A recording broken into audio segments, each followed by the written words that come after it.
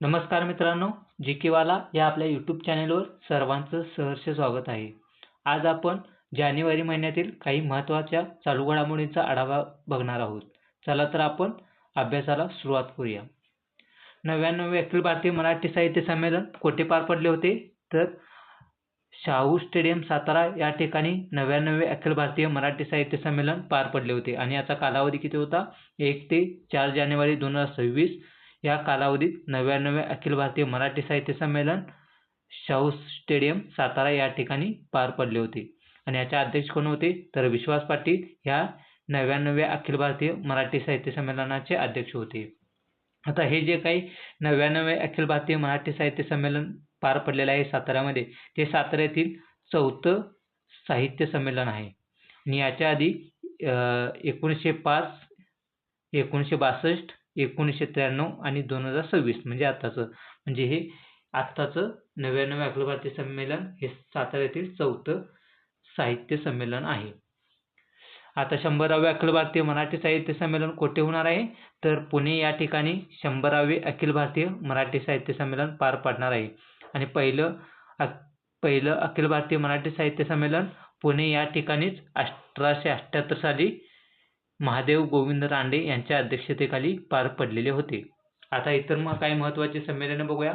10वे विश्व मराठी संमेलन कुठे पार पडणार आहे? तर भूतान या ठिकाणी. याचे अध्यक्ष विलास नाईक हे असणार आहेत. 27वे ख्रिस्ती साहित्य संमेलन कोठे पार पडणार आहे? तर नाशिक या ठिकाणी. 21वे जागतिक मराठी अकादमी संमेलन गोवा या ठिकाणी पार पडणार आहे आणि याचा अध्यक्ष कोण? अनिल काकोडकर हे होते. आता जगातील सर्वात जुनी नदी म्हणून फिंक नदीची नोंदणी करण्यात आलेली आहे आणि फिंक नदी ही ऑस्ट्रेलिया या देशात वाहते. आता जगातील सर्वात लांब नदी कोणती आहे? तर नाईल ही जगातील सर्वात लांब नदी आहे. पात्रानुसार जगातील सर्वात मोठी नदी ही ॲमेझॉन आहे. आशियातील सर्वात लांब नदी यांगत्से चीन या देशात आहे. आशियातील सर्वात लांब नदी कोणती आहे? यांगत्से नदी आहे आणि ही चीन या देशात आहे. भारतातील सर्वात लांब नदी गंगा आहे. याची लांबी 25 किलोमीटर इतकी आहे. आणि भारतातील सर्वात मोठी पात्रानुसार नदी कोणती आहे? तर ब्रह्मपुत्रा ही भारतातील सर्वात मोठी नदी आहे. आता महत्त्वाची नियुक्ती बघूया. मेघालय उच्च न्यायालयाची पहिली महिला मुख्य न्यायाधीश म्हणून कोणाची नियुक्ती करण्यात आली? तर न्यायमूर्ती रेवती मोहिते डेरे यांची मेघालय उच्च न्यायालयाच्या पहिल्या महिला मुख्य न्यायाधीश म्हणून नियुक्ती करण्यात आलेली आहे.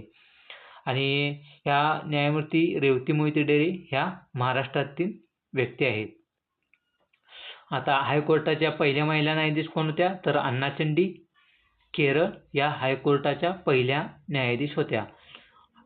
उच्च न्यायालयाच्या पहिल्या महिला मुख्य न्यायाधीश कोण होत्या? तर लीला सेठ हिमाचल प्रदेशच्या या उच्च न्यायालयातील पहिला महिला मुख्य न्यायाधीश होत्या.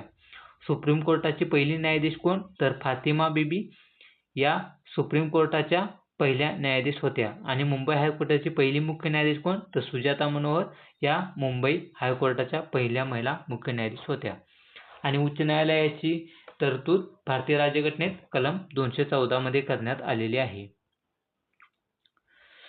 आता अतिविशिष्ट रेल सेवा पुरस्कार कोणाला मिळाला होता? तर चंदना सिन्हा यांना अतिविशिष्ट रेल सेवा पुरस्काराने सन्मानित करण्यात आले होते.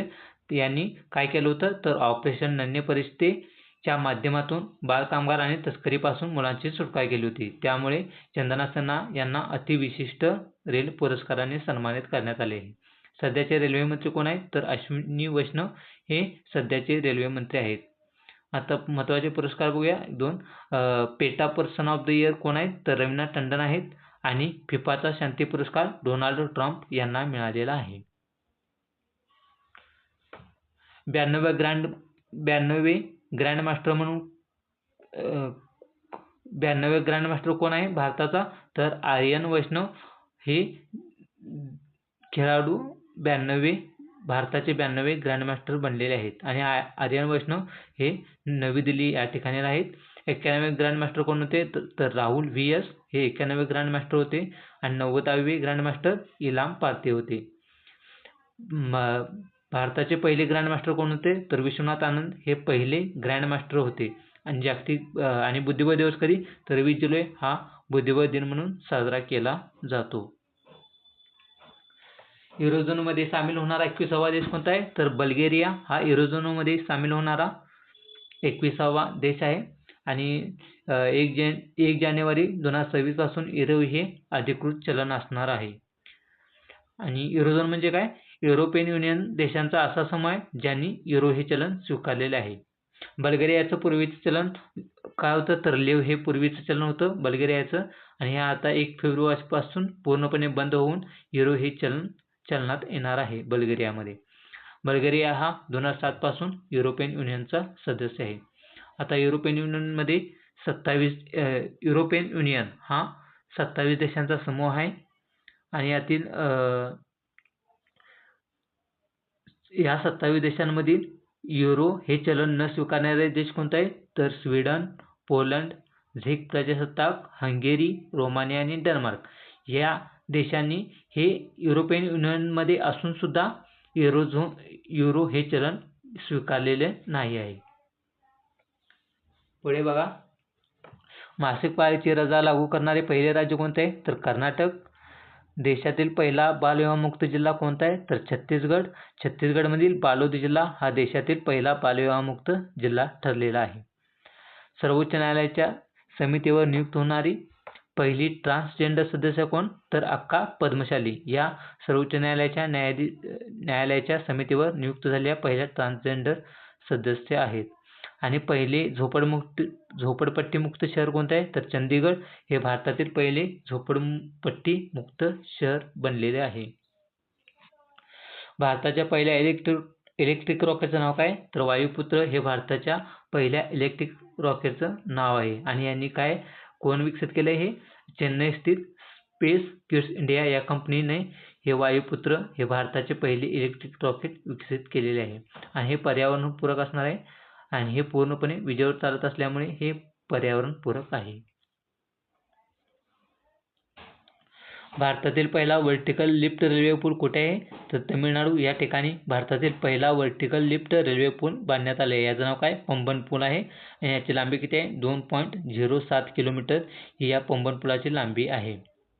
संपूर्ण राज्यात भारत नेट योजना लागू करणारे पहिले राज्य कोणते आहे तर पंजाब हे संपूर्ण राज्यात भारत नेट योजना लागू करणारे पहिले राज्य ठरलेले आहे.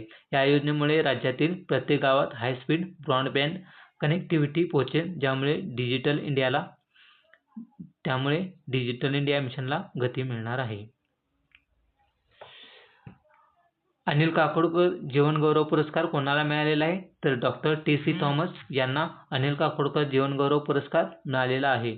आणि डॉक्टर रावीसाठी जीवनगौरव पुरस्कार कोणाला दिलेला आहे तर गगनदीप कांग यांना डॉक्टर रावीसाठी जीवनगौरव पुरस्काराने सन्मानित करण्यात आलेले आहे. आणि या पुरस्काराची रक्कम किती आहे तर 2,51,000 इतकी या पुरस्काराची रक्कम असणार आहे. इफ्को साहित्य सन्मान कोणाला मिळालेला आहे तर मैत्रेयी पुष्पा यांना इफ्को साहित्य सन्मानाने सन्मानित करण्यात आलेले आहे. इफ्को युवा साहित्य सन्मान कोणाला मिळाला आहे तर अंकिता जैन यांना इफ्को युवा साहित्य सन्मानाने पुरस्कार करण्यात आले आहेत. आता हा जो काही अनिल काकोडकर जीवनगौरव पुरस्कार मिळालेला आहे टी.सी. थॉमस यांना मिसाईल वुमन ऑफ इंडिया म्हणूनही ओळखलं जातं. चला आता पुढे बघूया. आत्ताच आपण बघितलं इफ्को साहित्य सन्मान 2025च्या विजेत्या कोण आहेत तर मैत्रेयी पुष्पा या इफ्को साहित्य सन्मान पुरस्कार 2025च्या विजेत्या ठरलेल्या आहेत. आणि इफ्को पुरस्काराची स्थापना 2011 मध्ये झाली होती. आणि हा कोणाला दिला जातो तर Indian farmers fertilisers cooperative limited म्हणजेच इफ्को या संस्थेद्वारे या कंपनीद्वारे हा इफ्को साहित्य सन्मान दिला जातो. कशासाठी तर ग्रामीण आणि कृषी जीवनाचे अर्थपूर्ण प्रतिबिंब दर्शवणाऱ्या लेखिकाला हा पुरस्कार दिला जातो. आणि हा 2025चा इफ्को साहित्य सन्मान मैत्रेयी पुष्पा यांना मिळालेला आहे. नो हेल्मेट नो पेट्रोल रस्ते सुरक्षेसाठी नो हेल्मेट नो पेट्रोल ही योजना कोणत्या राज्याने चालवली आहे तर उत्तर प्रदेश या राज्याने चालवली आहे. कोणते तर नो हेल्मेट नो पेट्रोल हे अभियान उत्तर प्रदेश राज्याने कशासाठी तर रस्ते सुरक्षेसाठी चालवलेले आहे. उत्तर प्रदेशची राजधानी लखनौ ही आहे. पीक मागण्यावर बंदी आणणारे विधेयक कोणत्या राज्याच्या विधानसभेत मांडण्यात आले आहे तर मिझोराम या राज्याच्या विधानसभेत भीक मागण्यावर बंदी आणणारे विधेयक मांडण्यात आलेले आहे.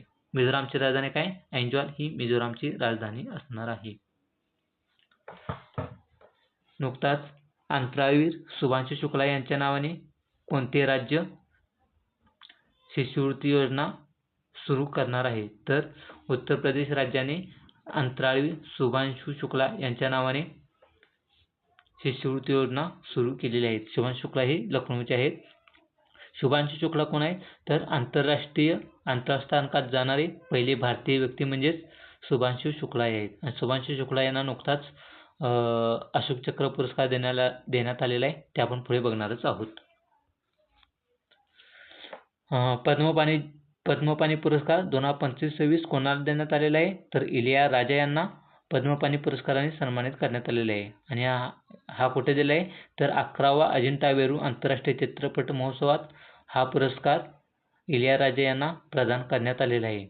पद्मपाणी पुरस्काराचं स्वरूप किती आहे? तर 2 लाख रुपये आणि सन्मानचिन्ह असं या पद्मपाणी पुरस्काराचं स्वरूप असणार आहे. 2025चा स्कॉच पुरस्कार कोणाला दिलेला आहे? तर C. म्हणजेच centre for development of telematics या संस्थेला 2025चा स्कॉच पुरस्कार मिळालेला आहे. कशासाठी? तर सेल ब्रॉडकास्ट सोल्युशनसाठी हा पुरस्कार C. या कंपनीला देण्यात आलेला आहे. JC डॅनियल पुरस्कार 2024ने कोणाला सन्मानित करण्यात आले? तर केरळच्या प्रसिद्ध अभिनेत्री शारदा यांना 2024च्या JC डॅनियल पुरस्काराने सन्मानित करण्यात आलेले आहे. आणि यांचा हा 3रा नॅशनल पुरस्कार आहे. आणि हा JC डॅनियल पुरस्कार मिळणाऱ्या अभिनेत्री शारदा या 32व्या व्यक्ती आहेत. आणि कशासाठी? तर मल्याळम सिनेमातील आजीवन योगदानासाठी हा पुरस्कार प्रदान केला जातो. JC डॅनियल हे मल्याळम सिनेमाचे जनक असल्यामुळे यांच्या नावानेच हा पुरस्कार दिला जातो. आणि या JC डॅनियल पुरस्काराची सुरुवात 1992 साली झाली होती. आणि या पुरस्काराची राशी किती आहे? 5 लाख रुपये इतकी या पुरस्काराची राशी आहे. आणि हा केरळ सरकारतर्फे दिला जातो. आत्ताच आपण बघितलं म्हणजे उत्तर प्रदेश राज्याने शुभांशु शुक्ला यांच्या नावाने काय एक शिष्यवृत्ती योजना सुरू केलेली आहे. आता हेच आहे ते शुभांशु शुक्ला. 2026चा अशोक चक्र पुरस्कार कोणाला देण्यात आलेला आहे? तर ग्रुप कॅप्टन शुभांशु शुक्ला यांना 2026चा अशोक चक्र पुरस्काराने सन्मानित करण्यात आलेले आहेत.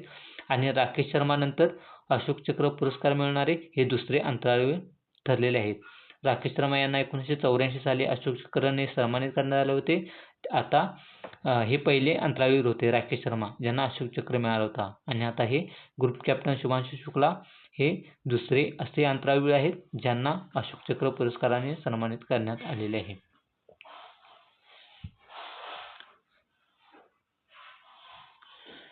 आता हैदराबादमधील महत्त्वाच्या घडामोडी बघूया.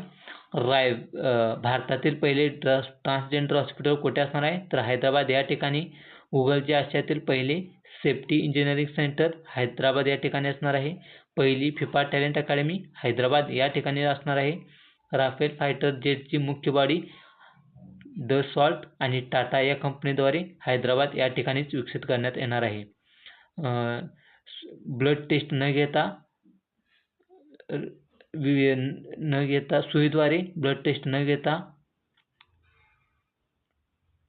रक्ताची चाचणी करणारे AI टूल अमृत नावाचे हैदराबाद येथील हॉस्पिटलमध्ये विकसित करण्यात आलेले आहे. आणि पहिला पशु स्टेम सेल बायोबँक कुठे आहे? तर हैदराबाद या ठिकाणीच पहिला पशु स्टेम सेल बायोबँक आहे. आणि डॉग पार्क देखील हैदराबाद या ठिकाणीच आहे. नुकताच 400 ग्रँड स्लॅम सामने जिंकणारा पहिला खेळाडू कोणता बनलेला आहे? तर नोवाक जोकोविच हे 400 ग्रँड स्लॅम सामने जिंकणारे पहिले खेळाडू बनलेले आहेत. नोवाक जोकोविच हे सर्बिया या देशाचे असून यांच्याकडे एकूण 24 ग्रँड स्लॅम टायटल्स आहेत. आणि सर्वाधिक ग्रँड स्लॅम सामने जिंकणारी महिला खेळाडू कोण आहे? तर सेरेना विल्यम्स या सर्वाधिक ग्रँड स्लॅम सामने जिंकणारे महिला खेळाडू आहेत. आणि यांनी एकूण 367 इतके ग्रँड स्लॅम सामने जिंकलेले आहेत. आता या स्पर्धा ज्या Australian open, US open, French open आणि विंबल्डन ओपन या कोणत्या कोर्टवर खेळल्या जातात? म्हणजे जे ग्राउंडवर खेळल्या जातात त्यावर ही प्रश्न पडला जातो. त्यामुळे ऑस्ट्रेलिया US ओपन स्पर्धा या हार्ड कोर्टवर होतात. फ्रेंच ओपन स्पर्धा या क्ले कोर्टवर होतात आणि विम्बल्डन या स्पर्धा ग्रास कोर्टवर होतात. हे लक्षात ठेवा मित्रांनो. नुकताच इपिक 2.0 हे पोर्टल कोणत्या संस्थेने लॉन्च केले आहे? तर ECI म्हणजेच इलेक्शन कमिशन ऑफ इंडिया म्हणजेच भारतीय निवडणूक आयोगातर्फे इपिक 2.0 हे पोर्टल लॉन्च करण्यात आलेले आहे. तर कशासाठी? तर डिजिटल वोटर कार्डचा वापर सुलभ करण्यासाठी इपिक 2.0 हे पोर्टल लॉन्च केलेले आहे. सध्याचे मुख्य निवडणूक आयुक्त कोण आहेत? तर ज्ञानेश कुमार हे सध्याचे मुख्य निवडणूक आयुक्त आहेत. आता केरळचं नवीन नाव बदलून काय झालं आहे? तर केरळम असं नवीन नाव केरळचं बनलेलं आहे. आता बदललेली काही नावं बघूया.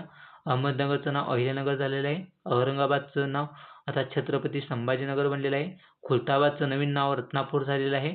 फॉयसागरचं नवीन नाव वरुण सागर झालेलं आहे. जलालाबादचं नवीन नाव परशुरामपुरी झालेलं आहे. कर्नाकपूरचं नाव आता सिंदूर ब्रिज झालेलं आहे आणि नवी मुंबई विमानतळाचं नाव लोकनेते DB पाटील असं करण्यात आलेले आहे. देशातील पहिले कागदविरहित जिल्हा न्यायालय कोणते आहे? तर कल्पेटा जिल्हा न्यायालय वायनाड केरळ हे देशातील पहिले कागदविरहित जिल्हा न्यायालय आहे. याचं उद्घाटन कोण केले आहे? तर सरन्यायाधीश न्यायमूर्ती सूर्यकांत यांनी 6 जानेवारी 2026 रोजी याचं उद्घाटन केलेले आहे. खटला करण्यापासून निकालापर्यंत सर्व प्रक्रिया ही पेपरलेस होणार आहे. त्यामुळे कल्पेटा जिल्हा न्यायालय वायनाड केरळ हे भारतातील पहिले पूर्णपणे कागदविरहित जिल्हा न्यायालय ठरलेले आहे. पंखुडी एकात्मिक डिजिटल पोर्टल कोण लॉन्च केलेले आहे? तर केंद्रीय महिला आणि बाल विकास मंत्रालयाने 8 जानेवारी 2026 रोजी पंखुडी एकात्मिक डिजिटल पोर्टल लॉन्च केलेले आहे. कशासाठी? तर महिला व बाल विकास क्षेत्रातील CSR आणि भागीदार सुलभ करणे यासाठी. याद्वारे व्यक्ती, NGO आणि कॉर्पोरेशनना सरकारी उपक्रमाशी थेट जोडणार आहेत. आता राष्ट्रीय उपक्रम बघूया. नुकताच मुख्यमंत्री ममता बॅनर्जी यांनी गंगासागर सेतू पुलाचं उद्घाटन केलेलं आहे. हा गंगासागर पूल कोणत्या नदीवर बांधण्यात आलेला आहे? तर हा गंगासागर सेतू हा मुरी-गंगा नदीवर बांधण्यात आलेला आहे आणि याचं उद्घाटन नुकताच मुख्यमंत्री ममता बॅनर्जी यांनी 5 जानेवारी 2026 रोजी केलेले आहे. हा गंगासागर सेतू कोणत्या 2 भूभागांना जोडणार आहे? तर काकद्वीप आणि सागरबेट या 2 ठिकाणांना गंगासागर सेतू हा पूल जोडणार आहे आणि गंगासागर सेतू पुलाची लांबी 5 किलोमीटर इतकी असणार आहे आणि हा गंगासागर सेतू मुरी-गंगा नदीवर आहे. मुरी-गंगा नदी पश्चिम बंगाल. 53वा जागतिक पुस्तक मेळावा 2026 कुठे पार पडला? तर भारत मंडपम नवी दिल्ली या ठिकाणी 53वा जागतिक पुस्तक मेळावा पार पडलेला आहे. याची संकल्पना काय? तर भारतीय लष्करी इतिहासात शौर्य बुद्धिमत्ता. यामध्ये अतिथी देश कतार हा होता आणि फोकस देश स्पेन हा होता. 53व्या जागतिक पुस्तक मेळ्यात फोकस देश स्पेन हा होता. राष्ट्रीय सारस मेळावा 2026 कुठे पार पडला? तर गुंटूर आंध्र प्रदेश या ठिकाणी राष्ट्रीय सारस मेळावा 2026 पार पडलेला आहे आणि याचा शुभंकर मिरची होती. शिशिर सरस मेळावा 2026 कुठे पार पडला? तर भुवनेश्वर ओडिशा या ठिकाणी शिशिर सरस मेळावा 2026 पार पडलेला आहे. विकसित यंग भारत लीडर्स डायलॉग 2026 कुठे पार पडला? तर नवी दिल्ली या ठिकाणी विकसित भारत यंग लीडर्स डायलॉग 2026 पार पडलेला आहे.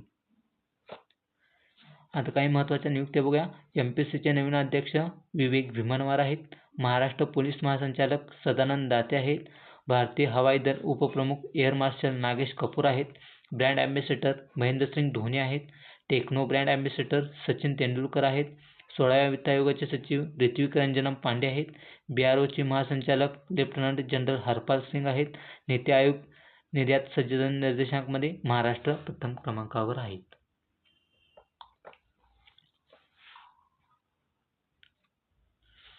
आता गोल्डन ग्लोब 2026 पुरस्कार कोणाला दिलेला आहे? तर JC बखली यांना गोल्डन ग्लोब 2026 पुरस्कार सर्वोत्कृष्ट अभिनेता वॅगनर यांना दिलेला आहे.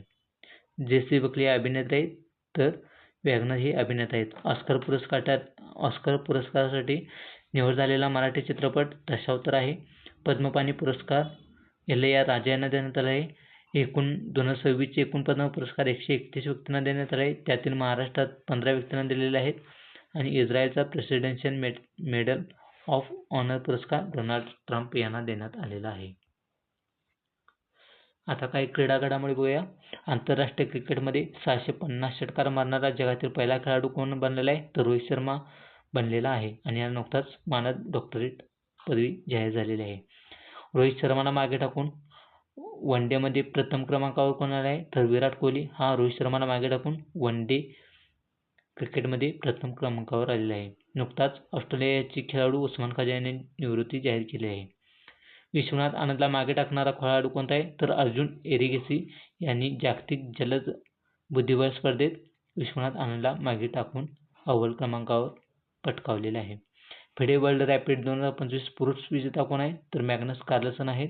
फिडे वर्ल्ड रॅपिड 2025 पुरुष विजेता मॅग्नस कार्लसन आणि फिडे वर्ल्ड रॅपिड 2025 महिला विजेती अलेक्झांड्रा गोरियाविना. भारताचा 92वा ग्रँडमास्टर आर्यन वैष्णवीय ठरलेला आहे. 58वी राष्ट्रीय खो खो स्पर्धा कुठे पार पडली? तर तेलंगणा या ठिकाणी 58वी राष्ट्रीय खो खो स्पर्धा पार पडणार आहे. याचा पुरस्कार कोण आहे? पुरुष विजेता कर्नाटक आणि महिला विजेता आहे महाराष्ट्र. म्हणजे 58वी राष्ट्रीय खो खो स्पर्धा पुरुष गटात कर्नाटकने जिंकली तर महिला गटात महाराष्ट्राने जिंकली आहे. महाराष्ट्राची महिला कर्णधार कोणती? तर रितिका राठोड ह्या महाराष्ट्राच्या खो खो संघाच्या कर्णधार होत्या. खेलो इंडिया बीच गेम्स 2024 कुठे पार पडला? तर पी.व्ही. सिंधू या 500वा विजय पहिली भारतीय ठरलेली आहेत. बॅडमिंटनमध्ये 500 विजय मिळणारी पहिली भारतीय महिला पी.व्ही. सिंधू या ठरलेल्या आहेत. आणि नुकताच सायना नेहवाल यांनी बॅडमिंटनमधून निवृत्ती जाहीर केली आहे आणि सायना नेहवाल या हरियाणाच्या आहेत.